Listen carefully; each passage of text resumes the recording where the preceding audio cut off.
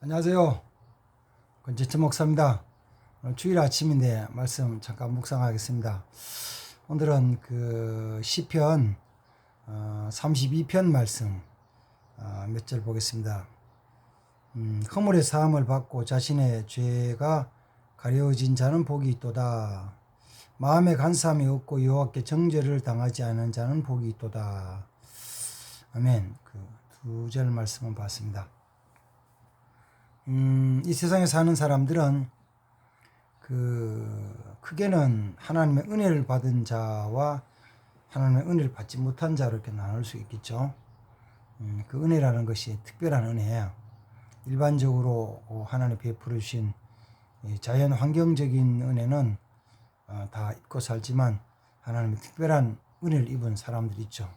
특별한 은혜를 입고 예수 은혜로 말미암아 예수님을 믿고 천국에 대한 소망 가운데 살아가는 구원받은 사람들이 있습니다.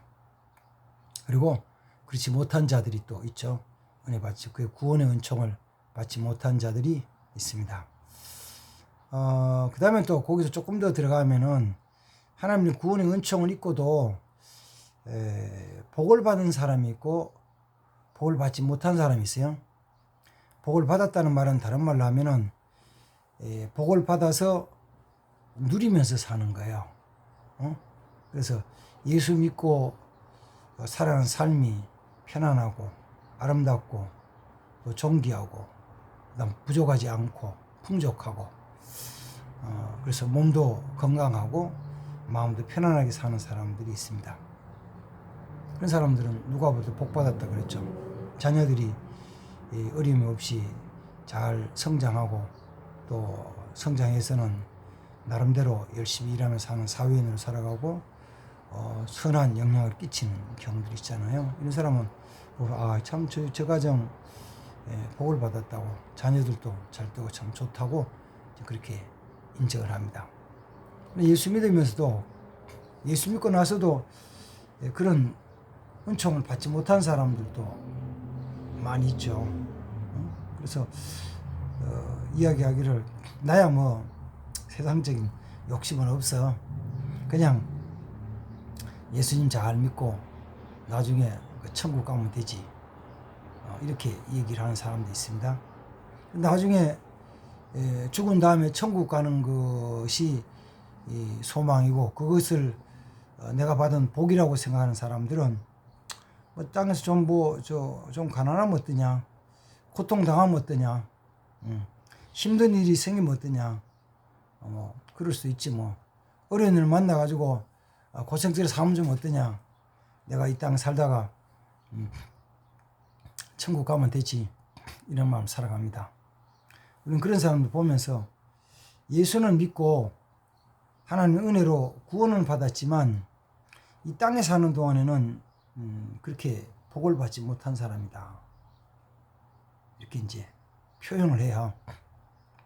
물론 가난하고 병들었다 그래도 다 불행하다는 뜻은 아니고 저주받았다는 뜻은 아니에요. 다만 복을 받아 누리지 못하고 산다는 것이죠. 그런 면에서 보면서 오늘 시편 32편에서는 복 있는 사람을 두 가지로 얘기를 합니다. 첫 번째는 1절에서 뭐냐면은 허물의 사함을 받고 자신의 죄가 가려진 자가 복이 있다. 이 말씀을 가만히 좀 깊이 이렇게 자세히 살펴보면 이런 거죠. 이 세상 사는 사람들이 죄 없는 사람은 아무도 없잖아요. 잘 아는 말씀은 로마서 3장 9절 이하에 보면은 사도 바울이 구약 20편 인용해가지고 한 말씀 중에서 이 세상에 죄를 범하지 않고 사는 사람이 있냐? 다 죄를 범하지. 다 죄인이다. 다. 심지어는 정말 하나님을 찾는 사람도 없고 깨끗하지 않다. 다 더러운 사람들이다. 다. 그러니까 죄를 범하지 않는 한 사람도 없다. 다 죄. 그래서 죄를 범하는 거죠. 하나님의 복은 사실은 죄 없는 자에게 주십니다. 그래서 첫 번째 복이었던 그 에덴 동산도 하나님이 죄 없이 깨끗하고 순수했던 아담과 하와에게 주셨던 것이거든요. 그런데 그들이 하나님이 금하신 선하게 알게 하는 나무 열매를 따먹고 죄를 범했을 때 거기서부터 쫓겨났죠. 잊어버렸죠. 빼앗겼죠. 그리고 나서 에덴 동산 바깥에 생활할 때는 고생과 수고를 많이 했죠. 하나님 말씀하신 대로 하와에게는 잉태하는 고통이 더해지고 아담에게는 이마에 땀이 흘려야만이 그리고 흘리면서 땅에서 나는 것으로 먹고 살게 했습니다. 그래서 이 세상에서 태어난 사람들은 다 힘들고 고통을 당하죠. 그런데 그렇게 살면서 죄를 범해서 고통스러울 때, 힘든 일이 있을 때 어떤 사람이 복이 있냐 그러면은 하나님이 그 허물과 죄를 사해 주었어. 용서해 줬어. 예를 들면 이런 거잖아요. 죄악이 드러나지 않는데 너무 무거워, 힘들어. 그걸 좀 벗어야 되는데 그냥 벗으려고 그러면 너무 그냥 엄청난 수치나 모욕이나 고난을 당할 것 같아가지고 자기의 허물과 죄를 내놓지 못하는 경우 있잖아요. 끙끙거리고 앓는 거예요. 어느 날 그게 드러났어요. 드러나가지고 조사를 하는 거죠. 경찰이 조사를 하고 검사가 조사를 하고 그때는 나중에 보니까 이거 아무것도 아니잖아. 죄가 아니네. 이거는 괜찮은 거야. 그냥 아무것도 아니야. 그냥 자사면 없어졌어. 그러고 나면은 무거운 짐 싹 벗어지잖아요. 그럼 자유를 누리는 거죠. 자유를. 근데 하나님 앞에서 보면은 우리가 행한 일의 허물에 대한 것들을 다 사람들이 가지고 있는 허물이 있는데 그 허물이 사함받는 자, 자신의 죄를 가려주는 자 있다면 가림을 받으면 그는 진짜 복 있는 사람이죠. 복 받은 사람이에요. 복 받은 사람. 하나님이 죄 없다고 인정하고 깨끗하다고 인정해 줄 때 하나님 그에게 복을 주시는 거죠. 그러니까 전에는 죄가 있었는데 그 전에는 분명히 죄가 있었는데 하나님이 죄를 없애주신 거예요. 그 죄를 없애주시고 죄를 없애주실 뿐만 아니라 그에게 복을 주시는 것이죠. 그래서 복받은 사람이에요. 복받은 사람. 복받은 사람. 그 다음 2절에서는 두 번째는 어떤 사람이 복이 있다 그러냐면은 마음에 간사가 없고 여호와께 정죄를 당하지 아니하는 자가 복이 있다. 마음에 간사가 없다. 마음에 간사가 없다. 간사함이라는 것은 속이는 거예요. 한마디로요. 거짓되게. 영어에서는 deceit라고 해요. deceit. 속이는 거. 자기 마음에 속이는 게 없어요. 진짜 속이는 거 없으면 깨끗하면 괜찮아요. 근데 그렇지 못한데 가려놓고 살죠. 그래서 뭐만 보이냐면은 아름답고 좋은 것만 보여주고 나쁜 건 다 숨기죠. 사실 이게 세상 사람들의 삶의 모습이고 어쩌면은 세상 물건들의 모습일지 몰라요. 사람들이 만든 물건들의 모습. 그런 거죠. 그리고 광고를 할 때 PR이라고 그러죠. 광고할 때 보면은 거기에 그 좋은 점은 열심히 얘기하는 거예요. 그러면 거기에 나쁜 점은 없나요? 있죠. 세상에서 사람이 만드는 것 치고 거기에 대한 부작용이 없는 것은 하나도 없어요. 사람이 만드는 것 치고 종이를 만들어 쓰고 볼펜을 만들어 쓰고 벽을 바르고 벽지를 붙이고 자동차를 만들고 냉장을 만들고 모든 물건들에 대한 것은 부작용이 있어요. 근데 부작용은 얘기를 안 하죠. 그럼 어떤 때는 말 안 했을 뿐이야. 원래 있던 건데 말 안 하는 거야. 그리고 그 나쁜 거는 본인이 알아서 해야 되는 거야. 얘기 안 해주는 거야. 그렇게 얘기할 줄 모르죠. 그러나 실제로는 그게 뭐냐면 속이는 거죠. 이제 그런 부분에서 어떤 그 분야에서는 요사이는 뭐 어떤 정관을 가지고 얘기한다는 보험이나 뭐 이런 부분에서는 정관에 그런 걸 자세히 안 쓰면은 위반으로 규정을 어겼다고 이제 판단을 받죠. 규정이 되어 있습니다. 그런데 마음의 간사가 없어요. 속이는 게 없어요. 그럼 뭘까요? 마음의 간사가 속이는 게 없으면은 있는 그대로 다 내놓는 거죠. 있는 그대로가 뭐예요?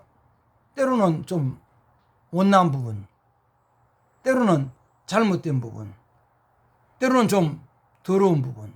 그래서 그게 드러나면은 내가 어떤 모욕을 당할지 모르는 그런 부분들이 그대로 속이지 않고 그대로 다 드러나는 거. 사람들 앞에 그렇더라면은 참 굉장히 수치스럽죠. 어쩌면은 인생의 전체에 대한 것이 다 이제까지 쌓아놓은 것도 무너지고 망하는 것처럼 느껴질지도 몰라요. 그러나 적어도 어디냐면은 마음의 간사가 없고 여호와께 정죄를 받지 않는 자. 마음의 간사함을 어디 내놓냐면은 여호와께 내놓는 거. 이걸 우린 회개라 그러거든요. 그러면 1절에 허물의 사함을 받는 자가 어떤 사람이냐 그러면은 허물이 있기 때문에 다 사해주나요? 그거 아니잖아요. 아까 얘기했듯이 모든 사람들이 있기 때문에 다 복을 받나요? 그건 아니잖아요. 그럼 하나님이 어떤 자에게 은혜를 베풀으세요?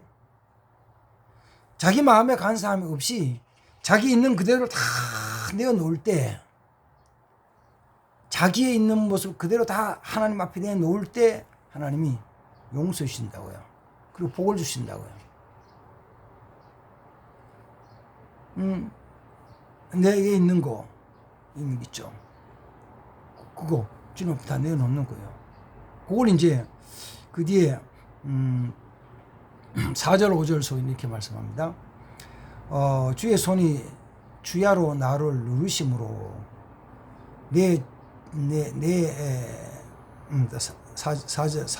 3절 보면 내가 입을 열지 아니할 때는 종일 신음함으로 내 뼈가 쇠했나이다.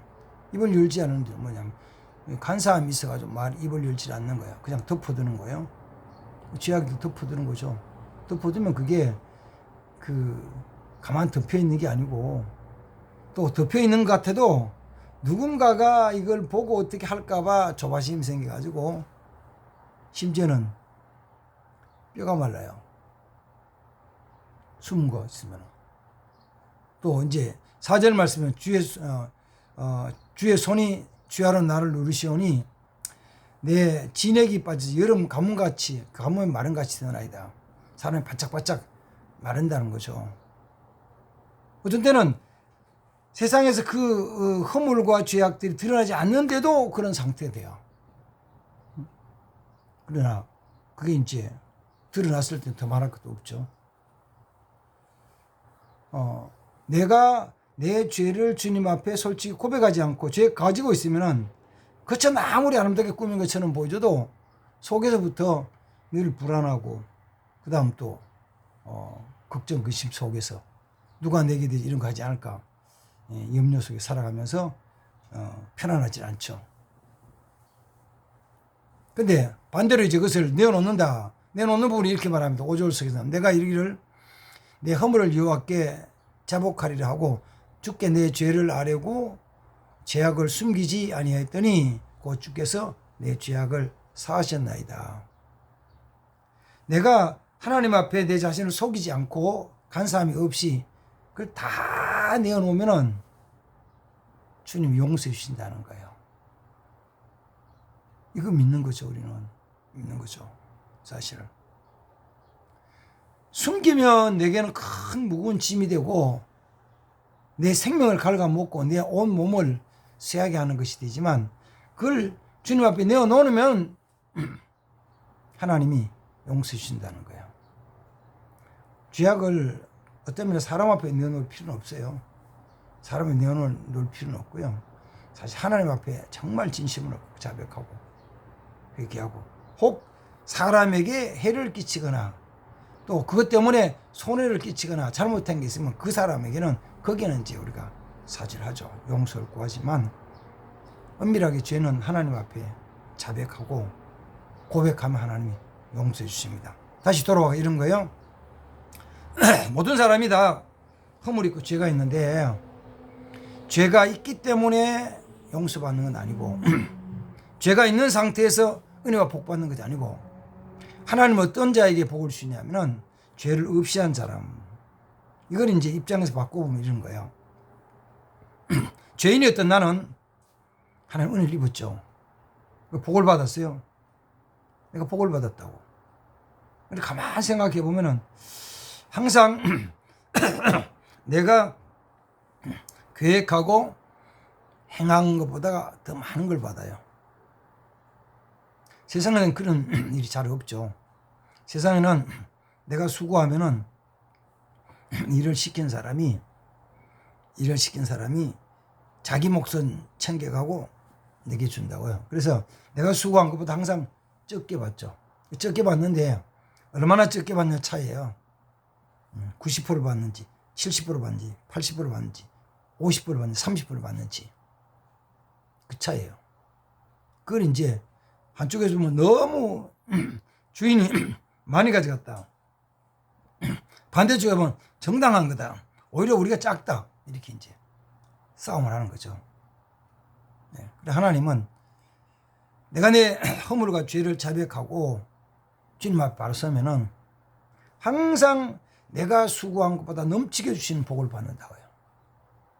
어느 때는 기도하는 것도 내가 구하는 것보다 더 넘치게 주신다고요. 하나님 넘치게 주신다. 하나님 주실 때 주시는 것을 대표적인 말씀은 이제 누가복음 6장 38절 말씀 보면 주라. 네가 가진 걸 주라. 그럼 하나님이 갚아주시는데 어떻게 갚아주시냐면은, 하나님 갚아주실 때는 하나님은 우리에게 주신 것을 후이되고 흔들고 넘치게 하여서 그걸 너에게 안겨줄 것이다. 하나님은 째짜게 계산하는 분이 아니거든요. 그런 하나님이 아니시거든요. 넘치게 주신다고. 넘치게 주세요. 내가 하나님께 받은 은혜는 가만히 생각하면은 내가 행한 것보다 항상 넘치게 주세요. 복되게 하세요.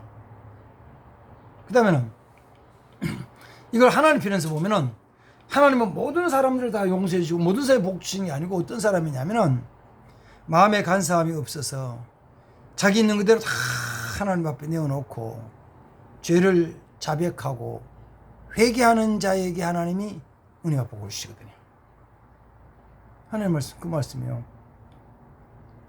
당연히 벌 받을 자인데 회개하면 하나님 용서해요.